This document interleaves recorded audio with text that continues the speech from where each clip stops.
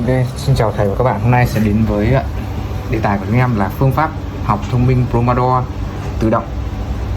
à, Phần cứng gồm có cảm biến người LDP20 của Highlink. Cảm biến này rất thông minh, dù khi bạn ngồi im nó vẫn có thể nhận biết khi bạn ngồi học.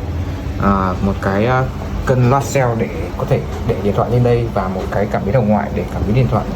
Khi mà hệ thống muốn bắt đầu, bạn bắt buộc phải để điện thoại lên đây. Khi điện thoại lấy ra hoặc bạn rời khỏi bàn học, hệ thống sẽ lập tức dừng lại và không đếm biến thời gian nữa.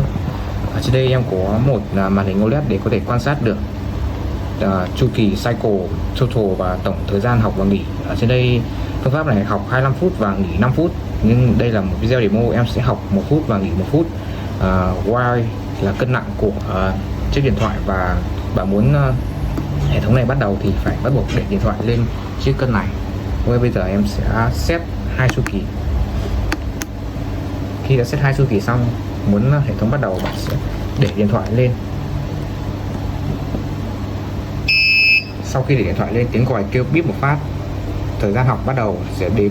Đây là chu kỳ 1, sẽ đếm trong khoảng 5-9 giây. Trong thời gian học đấy thì ở trên Discord nó cũng thông báo là bắt đầu học với chu kỳ 1/2. Discord thì có những câu lệnh là set, stop, continue, reset và status. Set thì để bạn có thể set chu kỳ từ xa và không cần dùng đến nút bấm. Stop là dừng thời gian đột ngột khi mà bạn cần lấy điện thoại ra để có một cái gấp gì đấy. Và continue để tiếp tục khi bạn dùng câu lệnh stop. Và reset khi mà hệ thống có thể bị lỗi hoặc cân nặng, cân không chuẩn. Và status để xem thể trạng thái bạn đang học.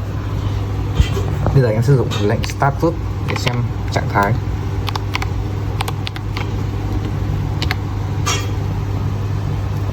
Khi có lệnh status, bot Discord sẽ phản hồi về ba dòng là trạng thái là sẽ là đang học, chu kỳ sẽ là 1/2 và thời gian còn lại sẽ là 12 giây.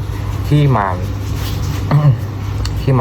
học hết thì nó sẽ có chuông còi sẽ cáo báo 3 lần, nghĩa là đã đến thời gian nghỉ, break time, cũng nghỉ trong 1 phút. Trong thời gian nghỉ thì bạn có thể lấy điện thoại ra hoặc rời khỏi bàn, đi vệ sinh riêng hoặc là làm gì đấy. Trong thời gian nghỉ mình khi mà bạn bận gì đấy, bạn cũng có thể dùng lệnh stop.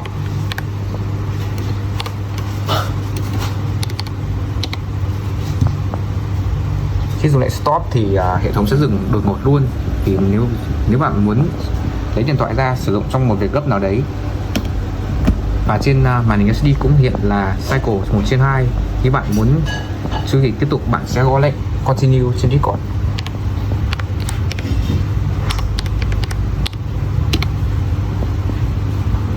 Khi lệnh continue thì Discord phản lại là đã tiếp tục phiên, và nó sẽ tiếp tục trong thời gian nghỉ lúc ấy mình đang nghỉ dở.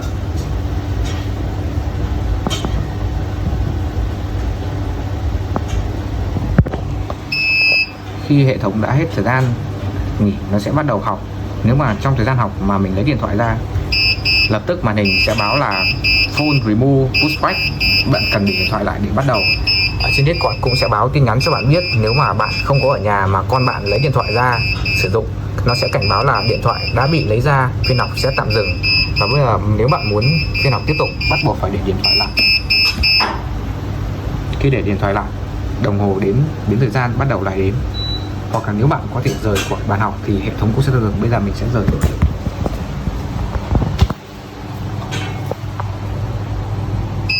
Khi rời khỏi được 3 giây, còi sẽ kêu liên tục, và trên Discord cũng báo là không phát hiện người và phiên học tạm dừng.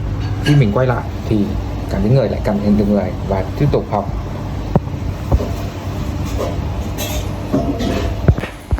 Khi chu kỳ nghỉ thứ 2 sắp kết thúc, còn 7 giây. Bây giờ nếu mà chu kỳ sẽ kết thúc, hệ thống sẽ gửi dữ liệu học trong 2 chu kỳ vừa rồi lên Discord, gửi lên Discord và gửi lên Google Sheet. Giờ bạn xem đấy, sau khi thời gian dùng sẽ ghi lại data session và session done. Bây giờ trên Discord cũng sẽ báo là hoàn thành tất cả các chu kỳ, gửi dữ liệu lên Google Sheet. Bây giờ mình sẽ mở Google Sheet. Đây, trên Google Sheet vừa gửi dữ liệu, thời gian thực là vào 11 giờ vào ngày 16 tháng 11 năm 2025 và lúc 9 giờ 31 phút. Mình đã set 2 chu kỳ và thời gian học là